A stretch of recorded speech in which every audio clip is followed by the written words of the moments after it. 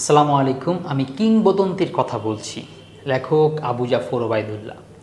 এটাও তোমরা একাদশ দ্বাদশ শ্রেণীর এবং আলিম শ্রেণীর অন্যতম একটা গুরুত্বপূর্ণ কবিতা, এবং কবিতা একটু দীর্ঘায়িত এবং বড়, অর্থাৎ বড় কবিতা। পুরো কবিতা হওয়ার কারণে আবার রূপকথা খুব বেশি, অর্থাৎ বাক্যগুলোকে কিছুটা কঠিন আকারে উপস্থাপন করা হয়েছে, যার ফলে সহজ, শব্দ কঠিন না। আধুনিক কবিতা যেহেতু শব্দতে কোনো কঠিন কিছু নেই, শব্দগুলো সহজ, কিন্তু কি বোঝানো হচ্ছে, লেখক কেন এমন করে কথাটা বলতেছে, এই যে বোঝার শক্তিটা বাড়ানোর জন্য যেহেতু কবিতাটা দিয়েছে, এই জন্য এটা বুঝতে হয়, কষ্ট হয়ে যায়। তো আজকে আমাদের ক্লাসে ওইটাই আমাদের মূল আলোকপাত থাকবে, কীভাবে করে তোমাদেরকে একদম সহজ ব্যাখ্যা কবিতাটা উপস্থাপন করা যায়। আরেকটা জিনিস এই কবিতার মাধ্যমে, সেটা হচ্ছে লাস্টের দিকে আমরা আলোচনা করে দিব এখান থেকে সৃজনশীল কীভাবে আসে এবং সেটার উত্তর কেমন ধরনেরভাবে তুমি সাজিয়ে দিতে পারো। তো একটু বলে রাখি, কবিতাটা আসলে এক ধরনের মোটিভেশনাল কবিতা। আমি কিংবদন্তির কথা বলছি বলতে যে তোমার পূর্বপুরুষের কথা বলতেছে। দেখো, পূর্বপুরুষটা অনেক সংগ্রাম করে আজকে তোমাদেরকে এই জায়গায় নিয়ে এসেছে। তো তোমাকেও কিন্তু কিছু করতে হলে সংগ্রাম করতে হবে, লড়াই করতে হবে। অর্থাৎ তোমার পড়ায় মনোযোগ হচ্ছে না, তোমাকে নতুন কিছু করার উদ্যম আসতেছে না, তোমার জীবনটা হাই খাই করে চলে যেতে চাচ্ছে, তুমি তাকে কিছু করতে পারছো না। তো এই জন্য তোমাকে কিন্তু এই কবিতাটা পড়তে হবে, এটাকে ভালো করে মনে রাখতে হবে। তো শুরু করি। দেখো, আমি কিংবদন্তির কথা বলছি, লেখক আবু জাফর ওবায়দুল্লাহ। আমরা আজকে কবিতার মধ্যে দেখো সব কিছু সুন্দর করে আমাদের সাজানো, যেমন লেখক পরিচিতি, যেমন আলোচনা হয় পাঠ পরিচিতি, তার লেখকের সাহিত্যকর্ম রাখার জন্য সুন্দর একটা গল্প আছে, গল্পটাও আমরা বলে দিব। এরপরে আমাদের মূল কবিতার আশপাশে সতর্থ এবং পাশে দিয়ে ব্যাখ্যাও আছে।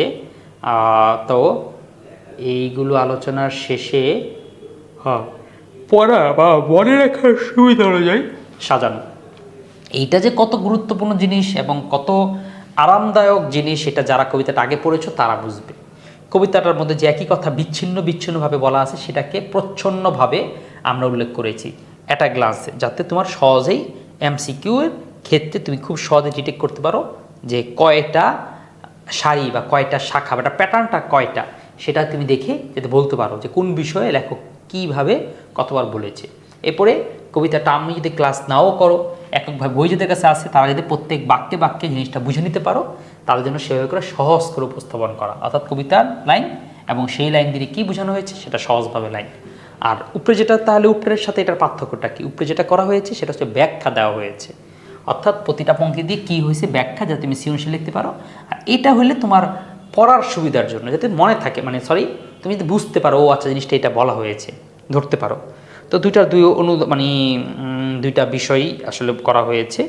এরপরে কবিতার যে নোটের মধ্যে ভুল ভাব, শিল্প বিষয়, কোন বিষয়ের কবি কী বলতে চাচ্ছে, পূর্বপুরুষদের কি যুদ্ধ নদী কোন বিষয় নিয়ে কীভাবে করা হয়েছে, এই দারুণ কিছু নোট আমাদের কাছে আছে। প্রতীক লেখক কোন শব্দটি দ্বারা, কোন বিষয়বস্তুর দ্বারা কি বোঝাতে চেয়েছেন, সেই দারুণ একটি নোট কিন্তু আমাদের কাছে আছে। তো তারপরে তো স্বাভাবিকভাবে সব কিছু সৃজনশীল এমসিকিউ যা কিছু যেভাবে করার সেই আলোচনায়। এরপরে আমরা সবার শেষে পেয়ে যাব হচ্ছে আমাদের অনুধাবন, সৃজনশীল, এমসিকিউ সব কিছুই। তো এরকম করে আমরা কয়েকটি অনুশীলন করেও বোঝার চেষ্টা করব, এই একটা ক্লাসই যাতে তোমার ফুল অ্যান্ড ফাইনাল হয়। আসলে তোমরা এমনিতেও অফলাইন ক্লাসও করো ঘন্টার পর ঘন্টা, অনলাইন ক্লাস অনেকক্ষণ করতে অনেক বোরিং লাগে। তো তোমাদের বলবো, বোরিং লাগলেও তোমরা পজ এবং স্টার্ট দিয়ে দেখে দেখে করে নিতে পারবা। তো প্রথমে আসি কবি পরিচিতি, আবু জাফর ওবায়দুল্লাহ। কবির নাম হচ্ছে আবু জাফর ওবায়দুল্লাহ। এই লোকটার নাম নেওয়ার আগে একটা স্যালুট দাও, কারণ তোমরা যত কবিদের নাম দেখবা, আমার একটা ক্লাস আছে, দেখবা সমস্ত লেখকদের একটা গ্লান্সে কে কী পেশা, কে কী কাজ করতো, কে কোন মতো পড়াশোনা, ঠিক আছে। এইটা কিন্তু শুরুর দিকে একগঞ্জের সমস্ত পদ্য, এক নজরের সমস্ত গদ্য, যেই টপিক দুইটা আছে সেটার মধ্যে এগুলো পাবা।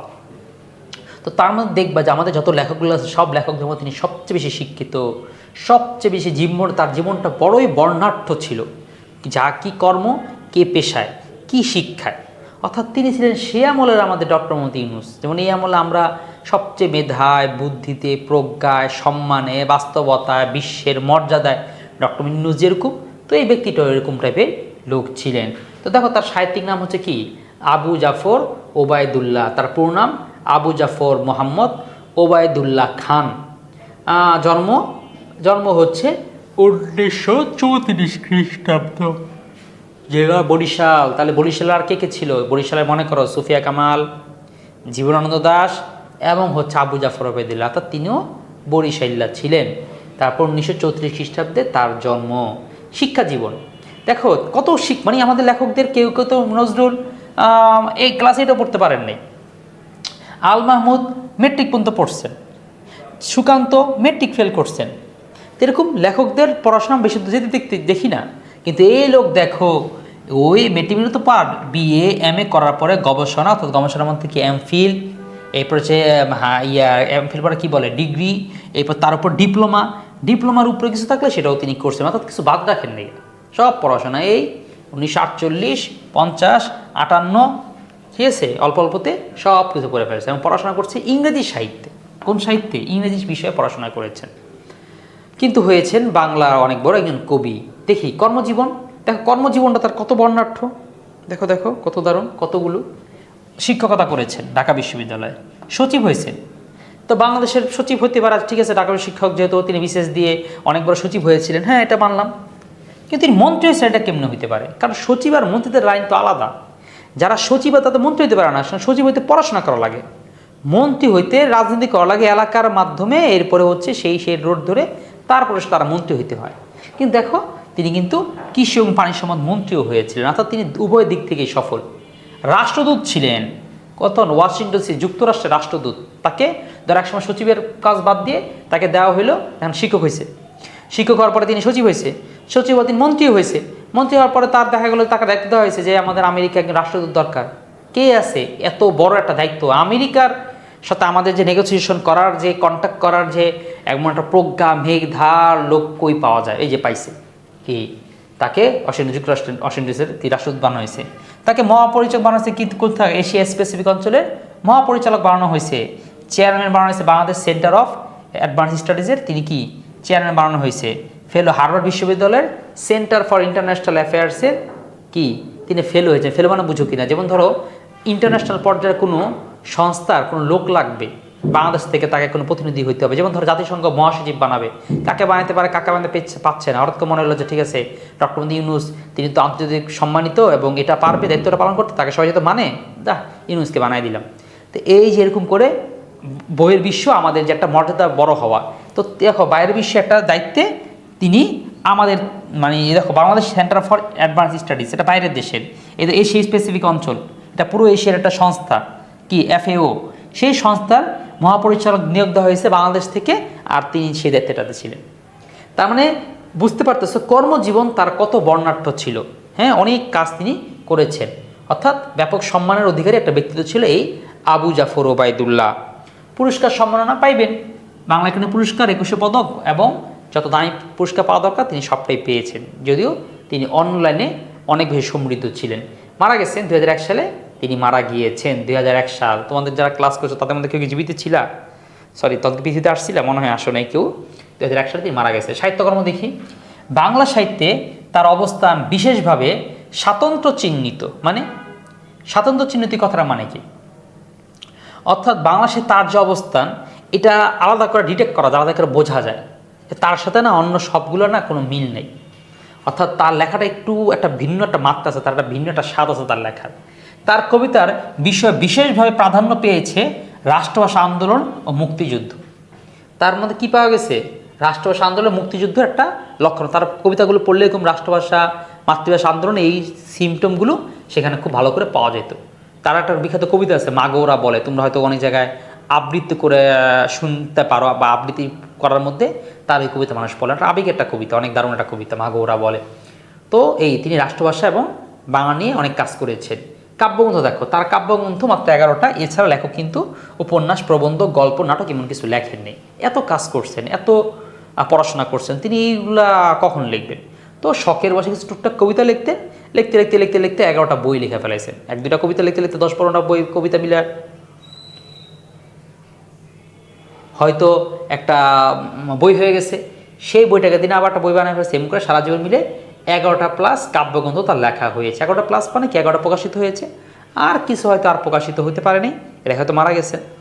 তো আমরা দেখি তার কাব্যগ্রন্থগুলো: সাত নদীর হাট, কখনো রং কখনো সুর, কমলের চোখ, আমি কিংবদন্তির কথা বলছি, সহিষ্ণু প্রতীক্ষা, প্রেমের কবিতা, বৃষ্টি ও সাহসী পুরুষের জন্য প্রার্থনা, আমার সময়, খাঁচার ভিতর অচিন পাখি, আমার সকল কথা মসৃণ কৃষ্ণ গোলাপ। তো যাক, অনেক কথাই শুনছো, এবার একটা গল্পে আমরা এটা তার কাব্যগ্রন্থগুলো মনে রাখার চেষ্টা করব। গল্পটা এরকম, ওই এক পার্কে প্রেমিকা বসে আছে। প্রেমিকের নাম আমরা স্বয়ং ধরলাম আবু জাফর ওবায়দুল্লাহ এবং তার বউ, ঠিক আছে? তো বসে কী করতেছে, আবু জাফর ওবায়দুল্লাহ কমলের চোখ দিয়ে, মানে তার বউয়ের নাম কমলা বা কমল, সে কমলের চোখ দিয়ে কী দেখে, 7 নরীর হার দেখে। এটা বুদ্ধিমানের কাজ। তুমি যদি পার্কে দিয়া অনেক মেয়ে দেখো, মানুষ তোমার কিল দিবে যে এত এত এত খারাপ। বিয়ের পরে পার্কে গিয়ে মেয়ে, কারণ বউ আছে না ঘরে, তা তুমি কেন বাইরের মানুষ দেখবা?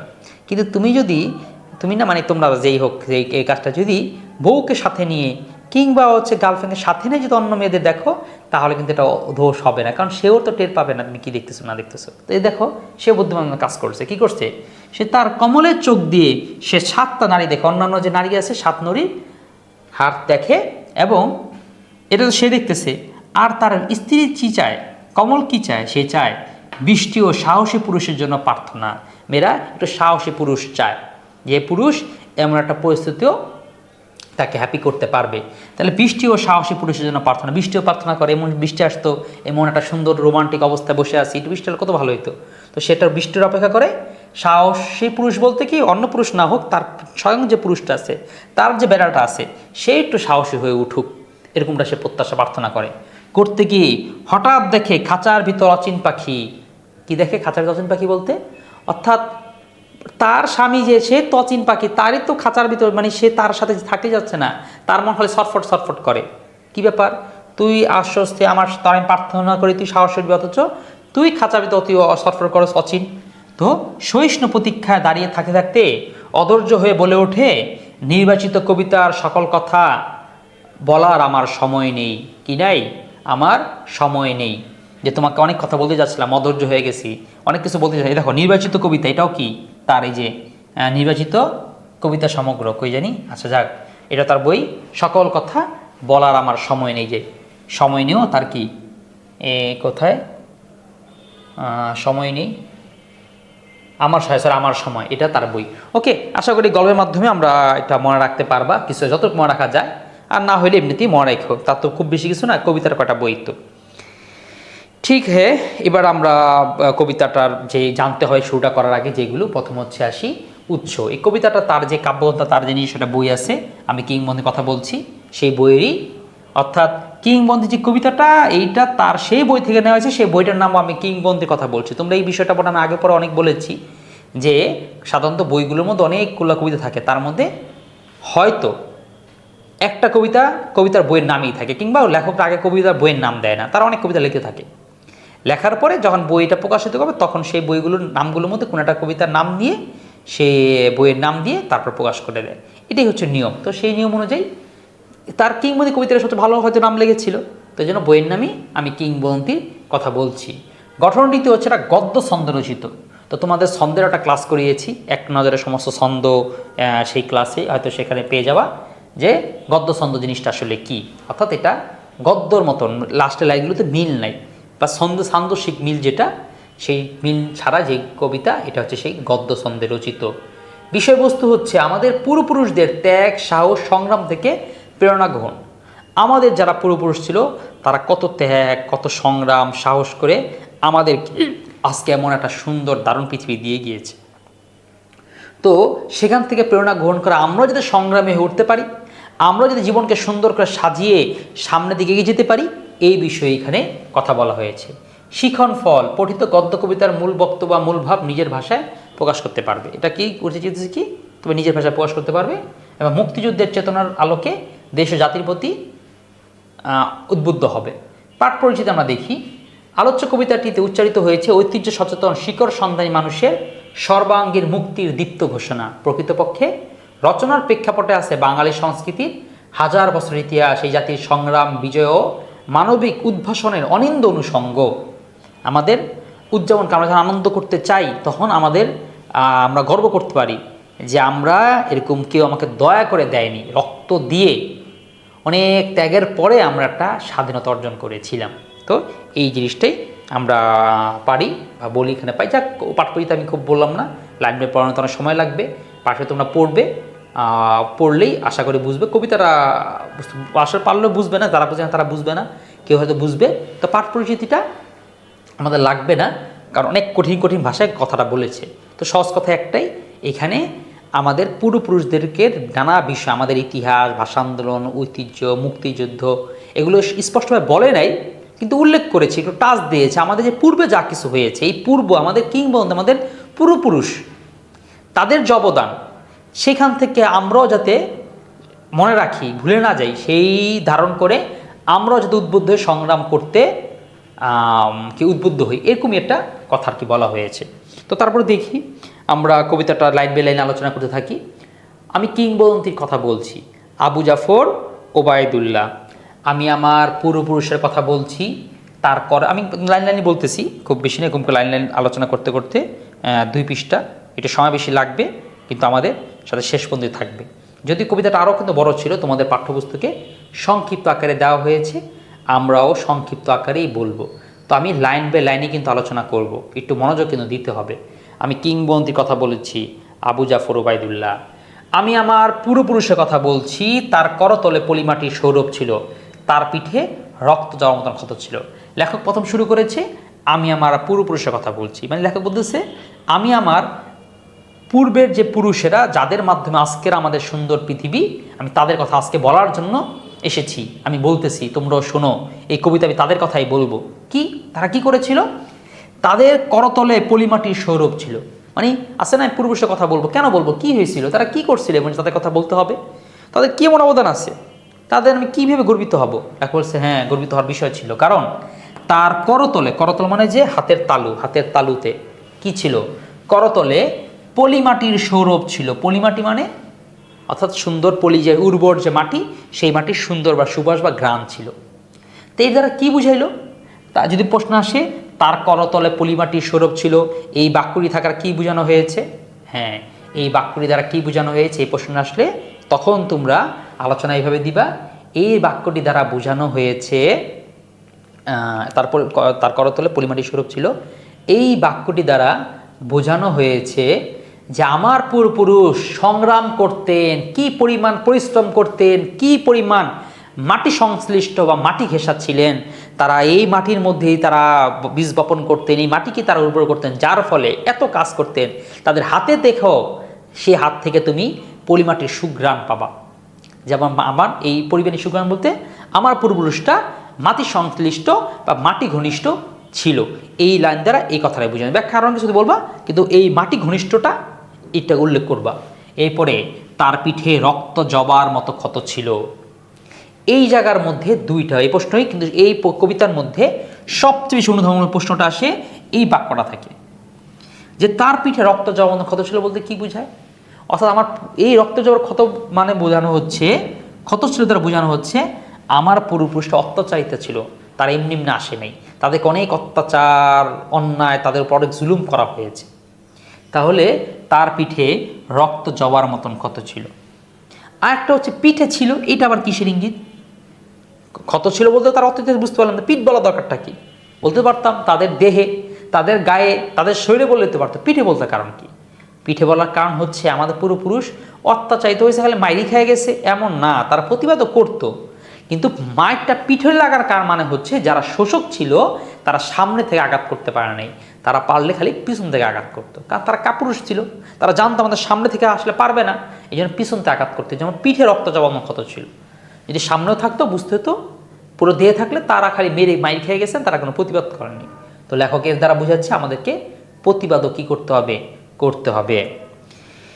এরপরে তিনি টানা অনেকগুলো কথা বলে গেছে যে আমার পূর্বপুরুষ কি করতেন।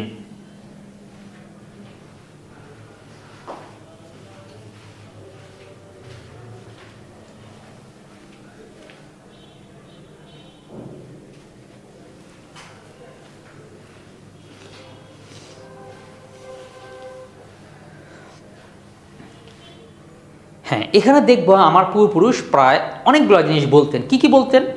মানে আমার পূর্বপুরুষ আছে না, বড় বড় মানুষটা, দাদারা দাদিরা মানুষকে বলে যায় তোমরা কিন্তু অসৎ সঙ্গে সরবাস, তোমরা কিন্তু ন্যায়ের পথে চইলো, তোমরা সব সত্য কথা বললে, এরকম কিছু কথা বলতেন। তো বলছে আমার পূর্বপুরুষ কিছু বলে গেছেন আমাদেরকে। কি বলে গেছেন বা কি করতেন? আমাদেরকে কি বলতেন? বলতেছেন তিনি অতিক্রান্ত পাহাড়ের কথা বলতেন। মানে আমাদের পূর্বপুরুষ ওই হাবিজাবি গাল গল্প, ওই প্রেম প্রীতি এইসব নিয়ে আলোচনা করতেন না, তারা উদ্দীপনামূলক কথা বলতেন অতিক্রান্ত পাহাড়ের কথা। এখানে অতিক্রান্ত পাহাড় বলতে এখানে অতিক্রান্ত পাহাড় দ্বারা ডিঙে গেছে এরকম না, মানে কত বড় বড় বাধা, কত বড় বড় সমস্যা তারা যে সমাধান করে করে এগিয়ে গিয়েছেন, এখানে সেই কথাটা বলা হয়েছে। আমার পূর্বপুরুষ অতিক্রান্ত পাহাড়ের কথা বলতেন, অরণ্য এবং সাপদের কথা বলতেন। অরণ্য মানে হচ্ছে বন, আর সাপদ মানে হচ্ছে হিংস্র প্রাণী। তার মানে আমার পূর্বপুরুষ বন আর হিংস্র প্রাণীদের কথা বলতেন। পতিত জমি আবাদের কথা বলতেন।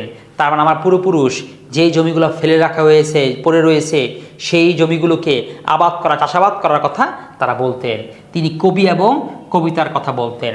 তার মানে আমার পূর্বপুরুষ এই কবি এবং কবিতা বলতে যতবার এই কবিতার মধ্যে কবি এবং কবিতা কথাটা আসবে, ততবার তোমরা কি রাখবা? কবি মানে মনে রাখবো হচ্ছে সংগ্রাম। কবি মানে কি? সংগ্রাম। আর কবিতা কথাটা যতবার আসবে ততবার মনে রাখবো হচ্ছে সংগ্রামী। ঠিক আছে?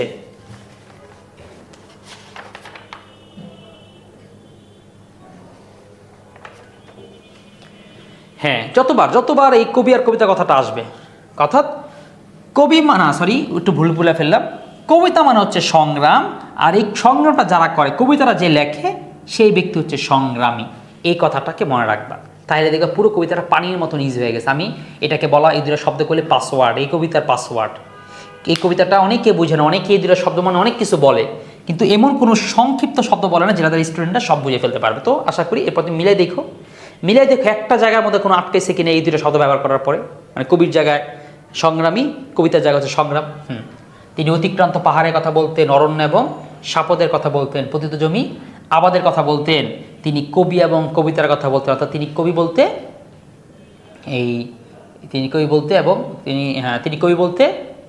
এই যে সংগ্রামী এবং সংগ্রামের কথা বলতেন। অর্থাৎ পূর্বপুরুষটা হাউল ফল কথা না বলে তারা মানুষকে সংগ্রাম নিজেরা করতেন এবং আমাদেরকেও সেই সংগ্রাম করতে বলতেন। লেখক বলতেছে তাহলে সংগ্রাম কি? কাকে বলে সংগ্রাম? সংগ্রাম হচ্ছে জিহ্বায় উচ্চারিত প্রতিটি সত্য শব্দ কবিতা, কর্ষিত জমির প্রতিটি শস্যদানা কবিতা। আচ্ছা, এই যে বললাম না কবিতা মানে তুমি সংগ্রাম মনে রাখবা, এখানে তুমি সংগ্রাম লেখো। তাহলে এবার মিলায় দেখো কি বলতেছে, যে জিহ্বায় উচ্চারিত প্রতিটি সত্য শব্দ সংগ্রাম। মানে আমরা যে জিহ্বা দিয়ে উচ্চারণ যে করি, এই উচ্চারণের যে সত্য শব্দগুলো আছে এটার সংগ্রামের মানে কি? দেখো, সত্য কথা বলতে কিন্তু ভয় লাগে, কারণ তুমি সত্য বলবা, শাসক তোমাকে ধরে নিয়ে যাবে, খারাপ ব্যক্তিরা তোমাকে অ্যাটাক করবে, তোমার রাষ্ট্রের যদি সরকার যদি খারাপ হয়ে থাকে, সে তোমার এই সত্য কথা বলার জন্য সে তোমাকে অ্যারেস্ট বা অ্যাটাক করবে।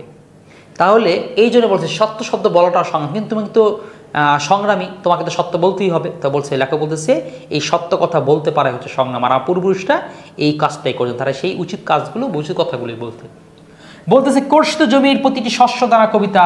কর্ষিত জমি বলতে অর্থাৎ আমরা জমি যে কী করি, কর্ষণ করি, জমি যে ফসল ফলাই, এই ফসল ফলানোর যে জমি আছে, এই জমির কর্ষণ অনেক কষ্ট করে চাষাবাদ করার পরে যে প্রতি শস্য দানা আছে, প্রতিটা শস্য দানা হচ্ছে এক একটা কবিতা। ঠিক আছে? প্রতিটা শস্য দানা কি? এক একটা কবিতা। এখন লেখক বলতেছে যে কবিতা শুনতে জানে না সে ঝড়ের আর্তনাদ শুনবে, যে কবিতা শুনতে জানে না সে দিগন্তের অধিকার থেকে বঞ্চিত হবে, যে কবিতা শুনতে জানে না সে আজন্ম কিউদেশ থেকে যাবে। আবারও মনে রাখো, কবিতা শুনতে জানে না বলতে কি বোঝাচ্ছে? যে সংগ্রাম করতে জানে না, যে সংগ্রাম করতে পারে না, সংগ্রাম করতে চায় না, আইসা পড়ে থাকে, কোনো মোটিভ নাই, কোনো মোটিভেশন নাই, কোনো উদ্যম নাই। এরা কি শুনবে? যে পরিণতি কি হবে? তাদের পরিণতি হবে সে ঝড়ের আর্তনাদ শুনবে। এর মানে কি? তুমি পড়াশোনা করো না, তুমি উদ্যমী না, তুমি সংগ্রাম করো না, তোমাকে লড়াই করতে মন চায় না, তোমাকে টিকে থাকতে মন চায় না, তুমি ঝড়ের আর্তনাদের অপেক্ষা করো, সামনে ঝড় আসতেছে, তোমাকে সেটা শুনতে হবে। অনেক খারাপ ঝড় আসতেছে, সেই ঝড় আসে তোমাকে সব লণ্ডভণ্ড করে দিবে, তোমাকে মানুষ অনেক কটূক্তি কথা বলবে, হয়তো তুমি কর্ম পাবা না, চাকরি পাবা না, ব্যবসা পাবা না, তুমি কারো সম্মান পাবা না, তুমি গাইয়ে অশিক্ষিত এরকম একটা তকমা পেয়ে তোমাকে বাঁচতে হবে যদি তুমি সংগ্রাম করতে না পারো। তো সংগ্রাম করে তোমাকে এই তকমাগুলো থেকে, এই পরিস্থিতি থেকে বেঁচে থাকতে হবে। তাহলে এই বলতেছে যে কবিতা শুনতে জানে না সে ঝড়ের আর্তনাদ শুনবে, যে কবিতা শুনতে জানে না সে দিগন্তের অধিকার থেকে বঞ্চিত হবে। দিগন্তের অধিকার মানে অর্থাৎ দিগন্ত হচ্ছে কি? শেষ সীমা। তোমার একটা অধিকার আছে, তুমি অধিকার পাবা, কিন্তু তুমি তোমার অধিকার শেষ সীমানা পর্যন্ত পৌঁছাতে পারবা না, তোমার অধিকারের চূড়ান্ত লক্ষ্যে তুমি যেতে পারবা না, তার আগেই তুমি শেষ হয়ে যাবা। কারণ সংগ্রাম করে তোমাকে অধিকারকে তো দিবে না, তোমার অধিকার তোমাকেই পেতে হবে সংগ্রাম করে। কেউ এসে তোমাকে তোমার জিনিস দিয়ে যাবে না, তোমাকে সংগ্রাম লড়াই করে তোমাকে তোমার অধিকার পেতে হবে। তো বলতেছে যে কবিতা শুনতে জানে না সে আজন্মকৃত দাস থেকে যাবে। যে কবিতা শুনতে জানে না সে কি থেকে যাবে? সে আজন্মকৃত দাস। সে মনে করো যে তার মতন মানে কৃতদাস মানে যা বলবে তাই শুনতে হয়, মালিক যা বলে তাই শুনে। তো তুমি যদি সংগ্রাম করতে না পারো, সবাই তোমাকে যা বলবে তোমাকে তাই শুনতে হবে, তুমি আজন্ম এই কৃতদাসী থেকে যাবা। তুমি আর স্বাধীন মুক্ত পাখির মতন হতে পারবা না। মুক্ত পাখির মতন স্বাধীন হতে গেলেও সংগ্রাম কিন্তু করতে হয়। সংগ্রাম না করলে মানুষ পরাধীনের মধ্যে থাকে। স্বাধীনতাও সংগ্রাম করেই পেতে হয়। তারপর লেখক বলতেছে, আমি উচ্চারিত সত্যের মতো স্বপ্নের কথা বলছি। একটা স্বপ্নের কথা বলতেছে, আমি স্বপ্ন দেখতেছি সবাই একটা দারুণ দেশ, দারুণ সময় আমরা গড়ে তুলব। কিন্তু এই স্বপ্নের কথা বলতেছি, কিন্তু আমি উচ্চারিত স্বপ্নের মতনই এই কথাটা বলতেছি। আমি আশা করি হ্যাঁ, আমরা একদিন সংগ্রাম করেও আমরা একটা অনেক উচ্চপদ বা দেশকে বা জাতিকে বা নিজেকে অনেক বড় একটা জায়গায় নিয়ে যেতে পারবো। বলতেছে উনুনের আগুনে আলোকিত একটি উজ্জ্বল জানালার কথা বলতেছি। এই উনুনের আলোয় আলোকিত উজ্জ্বল জানালা বলতে কিসের প্রতীক? এটা মুক্ত জীবনের প্রতীক। অর্থাৎ আমরা এই বদ্ধ জীবন না, আবদ্ধ জীবন না, আমি আমার কথা বলতে পারি না, ভয় লাগে, আমি আমার কাজ করতে পারি না, ডর লাগে, এরকম হবে না। আমি একটা মুক্ত জীবন, আমি যা চাচ্ছি আমার কাজটা আমি যাতে করতে পারি, এটা করতে তোমাকে সংগ্রাম করতে হবে, সংগ্রামী হইতে হবে। তাহলে উনুনের আগুনে আলোকিত একটি উজ্জ্বল জানালার কথা বলছি। আমি আমার মায়ের কথা বলছি। কার কথা? মায়ের কথা। কেন? আমার মাও কিন্তু এরকম সংগ্রামী। সে অনেক লড়াই যুদ্ধ করে আমাদেরকে টিকিয়েছে, আমাদেরকে বড় করেছে, আমাদেরকে এই পর্যন্ত এনেছে। তার আমাদের পিছনে তার কিন্তু অনেক লড়াই, অনেক সংগ্রাম, অনেক যুদ্ধ আছে। বলতেছে আমি আমার মায়ের কথা বলছি। তিনি বলতেন, প্রবহমান নদী যে সাঁতার জানে না তাকেও ভাসিয়ে রাখে। প্রবহমান নদী কি সাঁতার জানে না, তার ভাষায় রাখছে, ডুববে না, বাস এটাই অনেক ভালো।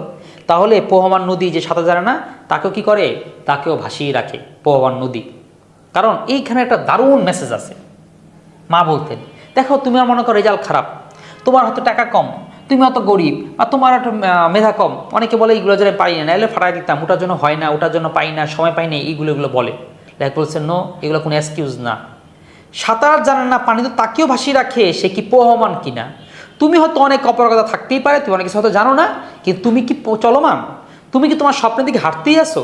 তুমি কি লড়াই কি চালিয়ে যাচ্ছ নাকি স্তবে থেমে গেছো? বলছে থেমো না, নদীর মতন প্রবহমান থাকো, তাহলে তোমার অনেক অপারগতাও ঢাকা পড়ে যাবে। এই প্রবহমানতার কারণে তুমি সামনের দিকে এগোতেই থাকবে। বুঝতে পেরেছ?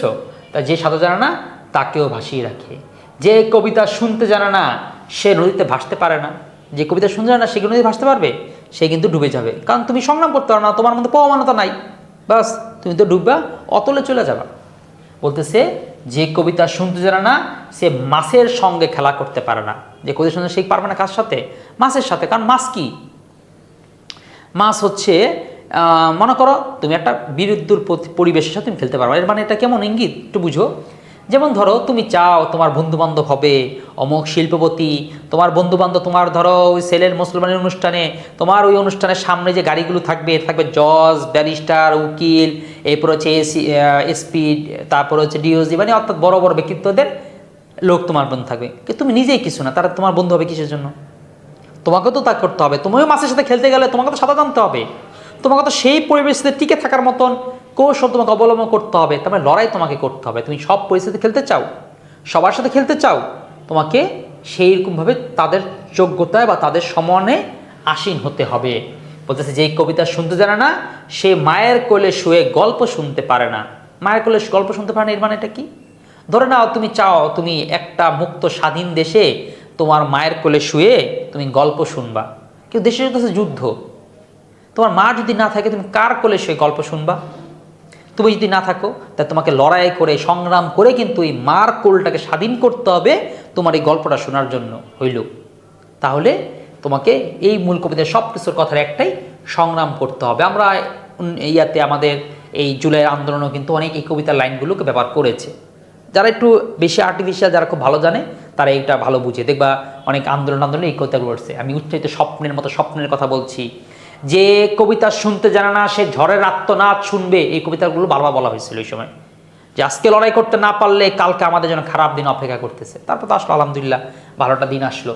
ঠিক আছে, আমি আমার পূর্বপুরুষের কথা বলছি, আমি বিচলিত স্নেহের কথা বলছি, গর্ভবতী বোনের মৃত্যুর কথা বলছি, আমি আমার ভালোবাসার কথা বলছি। তো বলতেছে আমি বিচলিত স্নেহের কথা বলছি। বিচলিত স্নেহ কি? এক ধরনের স্নেহ আছে, এটা কি? বিচলিত। এটা মানে কি একটু খেয়াল করো তো। দেখো একটা স্নেহ আছে, স্নেহ মানে কি? মায়া মহব্বত। এখন কিছু মা জানে সন্তানকে সে যুদ্ধে দিবে না, আবার না দিলেও তো সমস্যা, না দিলেও তো সন্তানও মরবে, দেশও মরবে। আবার তিনি দিতে চান, অনেক কষ্ট করে, জানেন যে ছেলেকে স্যাক্রিফাইস করে, ছেলে তো যদি মরেও যেতে পারে, তারপর দিতে হবে দেশের জন্য, লড়াইয়ের জন্য। এই যে স্নেহটা মার, এটা বিচলিত না? মানে কি করবে কি করবে না সংশয়পূর্ণ স্নেহ, এটাকে বলছে লেখক, কি দারুণ শব্দতে বলছে দেখছো। বিচলিত স্নেহের কথা বলছি, গর্ভবতী বোনের মৃত্যুর কথা বলছি, আমি আমার ভালোবাসার কথা বলছি। গর্ভবতী বোনের মৃত্যু আর আমি আমার, গর্ভবতী বোনের মৃত্যু বলতে আমি দেখেছি কত কষ্ট করে, কত সংগ্রাম করে গর্ভবতী বোনও মারা গিয়েছে, তারও সংগ্রাম ছিল, তারও লড়াই ছিল। ভালোবাসা দিলে মা মরে যায়, ভালোবাসা দিলে মা কীভাবে মরে যায়? এখানে দেশ মার কথা বলা হতেছে। যে ভালোবাসা দিলে, তুমি বেশি ভালোবাসতে গেছো, তুমি তাহলে আর মাকে পাবা না।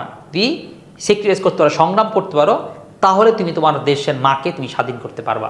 বলতেছে যুদ্ধে আসে ভালোবেসে, যুদ্ধে ভালোবেসে মানে যুদ্ধে যেতে চাইলেও তোমাকে ওই ভালোবাসা বা সেই টানটা লাগবে।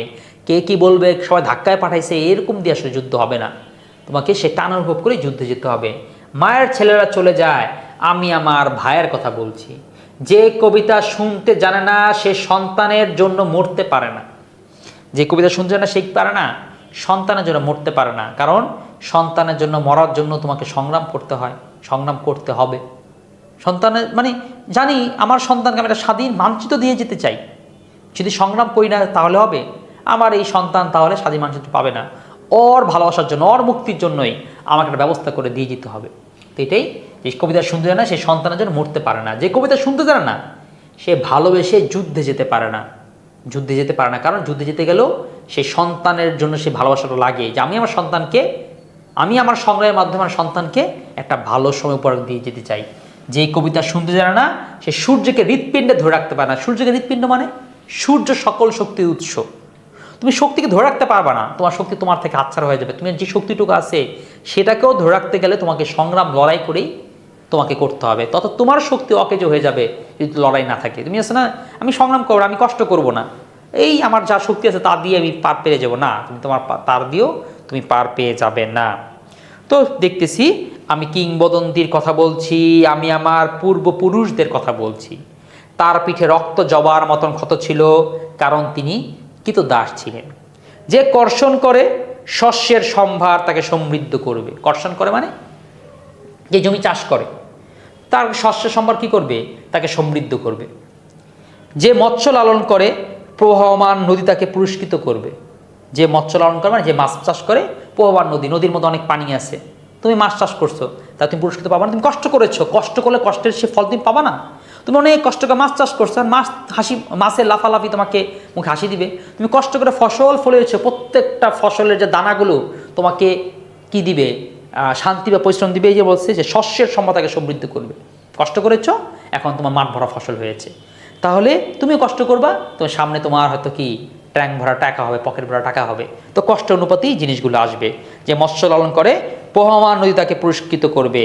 যে গাভীর পরিচর্যা করে জননীর আশীর্বাদ তাকে দীর্ঘায়িত করবে। জননীর আশীর্বাদ বলতে ওই যে গাভীর পরিচর্যা করলে তো জননীর আশীর্বাদই তাকে দীর্ঘায়িত করবে। যে লৌহখণ্ডকে প্রজ্বলিত করে ইস্পাতের তরবারি তাকে সশস্ত্র করবে। তুমি কষ্ট করে লোহাকে গলিয়েছ, এখন সেই লোহাতে তুমি অস্ত্র বানাতে পারবা, তুমি যা ইচ্ছা তাই করতে পারবা। সুতরাং এখানে বোঝাচ্ছে এরকম যে তুমি যেটা চাও সেটা করার জন্য, যেমন তুমি একটা লোহা দিয়ে কি অস্ত্র বানাতে পারবা না, তোমার মন মতন হবে না, সেটা যেমন আকৃতি সে আকৃতি থাকবে। তুমি কষ্ট করো, তার মধ্যে শ্রম দাও, তাকে যদি গলাও, এখন তুমি কি হয়ে গেল পানি, এখন তুমি যা চাচ্ছ তাই করতে পারতেছো। তাহলে তুমি যা চাও তা করতে চাইলে তোমাকে সংগ্রাম করতে হবে। লেখক এই তো প্রায় কবিতা শেষের দিকে লেখক বলতেছে, হে দীর্ঘদেহী পুত্রগণ, আমি তোমাদের বলছি, এতক্ষণ অনেক কিছু বলছি, লাস্টে দিয়ে বলতেছি, হে দীর্ঘদেহী পুত্র করে, এই যে বড় বড় শরীরের মানুষ, খালি শরীরটা বড় হয়েছে, পিতৃ কোনো চেতনা না, এরকম না। হে দীর্ঘদেহী পুত্র কর, আমি তোমাদের বলছি কি, আমি আমার মায়ের কথা বলছি, বোনের মৃত্যুর কথা বলছি, ভাইয়ের যুদ্ধের কথা বলছি, আমি আমার ভালোবাসার কথা বলতেছি, সব কিছু বলতেছি। আমি আমার মায়ের কষ্ট, বাবার কষ্ট, ভাইয়ার কষ্ট, আমার যে নিজের যে ভালোবাসার আপনজন প্রিয়তমা, তার প্রতি যে কষ্ট, তার জন্য যে কষ্ট, তার যে কষ্ট, সেইগুলো সব বলতেছি আমি কবি এবং কবিতার কথা বলতেছি, অর্থাৎ আমি সংগ্রাম এবং সংগ্রামীদের কথা বলছি। সশস্ত্র সুন্দরের অনিবার্য অভ্যুত্থান কবিতা, অর্থাৎ সশস্ত্র সংগ্রাম অনিবার্য অভ্যুত্থান, অর্থাৎ অভ্যুত্থান আসেই, অভ্যুত্থানের একটা কবিতা। সুপুরুষের ভালোবাসার সুকণ্ঠ সঙ্গীত কবিতা। সুপুরুষের ভালোবাসা কি, পুরুষের যে ভালোবাসা, পুরুষ ভালোবাসে, তার কণ্ঠে যে সুন্দর সঙ্গীত, এটা একটা কবিতা। জিহ্বায় উচ্চারিত প্রতিটি মুক্ত শব্দ কবিতা। জিহ্বা দিয়ে আমরা যে চিন্তা করি, যে উচ্চারণ করি, এই প্রতিটা মুক্ত শব্দ হচ্ছে একটা কবিতা, কারণ জিহ্বা দিয়ে তুমি যে শব্দ উচ্চারণ করতে পারো, এটাও কিন্তু একটা কবিতা। রক্ত জবার মতো প্রতিরোধের উচ্চারণ কবিতা, অর্থাৎ তুমি জানো কষ্ট আসবে, আঘাত আসবে, ঘাই আসবে, তারপর রক্ত জবা মানে রক্ত দিয়ে রক্তাক্ত হতে পারো, তারপরও যে সেই প্রতিহত করতে পারে, এটা একটা কবিতা, মানে এটা একটা সংগ্রাম। মানে লেখক লাস্টে যে সংগ্রামের নমুনা বলতেছে, সংগ্রাম কি, যুদ্ধ কি, উদাহরণ দিচ্ছে। আমি কি এখন লাস্টে বলবে, রিকোয়েস্ট করবে যে তোমাদের কাছে রিকোয়েস্ট, হে দীর্ঘ পুত্রগণ, তোমার কাছে রিকোয়েস্ট, কি রিকোয়েস্ট, আমরা কি তার মতো কবিতার কথা বলতে পারবো? তার মতো বলতে কার মতো? ওই আমাদের পূর্বপুরুষদের মতো, তাদের মতন আমরা কি এটা বলতে পারবো? তাদের মতন কি আমরা এই কথাগুলো বলতে পারবো? আমরা কি তার মতো স্বাধীনতার কথা বলতে পারবো? স্বাধীনতা বলতে আমাদের পূর্বপুরুষরা যে কষ্টগুলো করছে, সংগ্রাম, মানে এখানে কবিতার কথা বলতে আমরা কি আমাদের পূর্বপুরুষ এত কথা, এই যে মা, ভাই, বোন, প্রিয়তমা, এদের মতন কষ্ট কি সংগ্রাম পূর্বপুরুষদের মতো করতে আমরা পারবো? আমাদের পারতে তো হওয়া, পারা তো উচিত। তো আমরা কি তার মতো স্বাধীনতার কথা বলতে পারবো? তারা যেরকম নিজেরা স্বাধীন থাকতে যেতেন, পরাধীনের আন্ডারে তারা থাকতে চেতেন না, এটা কি আমরা বলতে পারবো? তো এই আশা করি লেখক এইভাবে করি কবিতাটা বলেছে। বাকি এখানে তোমরা পড়ে নিবা। দেখো কবি লেখক, আমি বলছি কথাটার মধ্যে, আমি বলছি পুরুপুরুষ ভালোবাসা, মায়ের, বোনের, ভাইয়ের সত্য উচ্চারিত কী কী বলছে, আমি বলছি বলতে লেখক কী কী বলেছে সেগুলো সুন্দর চার্ট তোমাদের এখানে করে দিয়েছি। তারপর হচ্ছে আমি পূর্বপুরুষদের বৈশিষ্ট্য কী কী কী ছিল। আমার পূর্বপুরুষের পিঠে করতলে পরিমাটি সৌরভ ছিল, পিঠে রক্ত জওয়ান ক্ষত ছিল। এটা দুইবার দেওয়ার কারণ হচ্ছে কবিতার মধ্যে এই লাইনটা দুইবার আছে, কারণ তিনি কীরদাস ছিলেন। তারা পূর্বপুরুষের বৈশিষ্ট্য বলতে তিনটা জিনিস বলা হয়েছে, তার হাতের সুঘ্রাণ, পিঠের অবস্থা, আর হচ্ছে তিনি নিজে কীরদাস, এই তিনটা তাদের ছিল বৈশিষ্ট্য। কী কী বলতে, তারা ছয়টা জিনিসের কথা বলতো। অতিক্রান্ত পাহাড়, অরণ্য মানে বন, শাপথ মানে হিংস্র প্রাণীদের কথা, পতিত জমি আবাদের কথা, কবির কথা এবং কবিতার কথা, এই ছয়টা বিষয় নিয়ে কথা বলতেন। দেখো এখানে ছয়টা বিষয় এরকম সুন্দর সুন্দর পয়েন্ট দেওয়া আছে। অনেক অনেক সাধনা, অনেক কষ্ট করে তোমাদের এই বইটা লেখা হয়েছে। কবিতা সংগ্রাম কি, জিহ্বায় উচ্চারিত প্রতিটি সত্য শব্দ কবিতা, জিহ্বায় উচ্চারিত প্রতিটি মুক্ত শব্দ কবিতা। তার মানে দেখো কবিতা বা সংগ্রাম কি, দেখছো এই যেগুলো সংগ্রাম, জিহ্বায় উচ্চারিত প্রতিটি মুক্ত শব্দ, জিহ্বায় উচ্চারিত প্রতিটি সত্য শব্দ, রক্ত জমানো প্রতিরোধ, সুপুরুষ ভালোবাসা, সুকণ্ঠ সঙ্গীত, কর্ষিত জমি প্রতিটি শস্যদানা, সশস্ত্র সুন্দর অনিবার্য অভ্যুত্থান।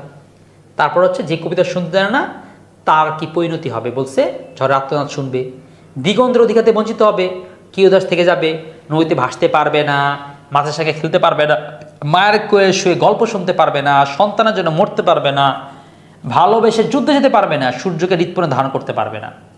আর যে সংগ্রাম করবে সে কি কি পাবে, দেখো যে কর্ষণ করবে সে শস্য পাবে, যে মৎস্যলালন করবে নদী তাকে পুরস্কৃত করবে, যে গায়ে পরিচিত করবে জননী তাকে আশীর্বাদ দিবে, তাকে সে দীর্ঘায়িত হবে, যে লোহকে পর্যবেক্ষণ করবে গলাবে সে তরবারি মানে অর্থাৎ সে অস্ত্র বানাতে পারবে।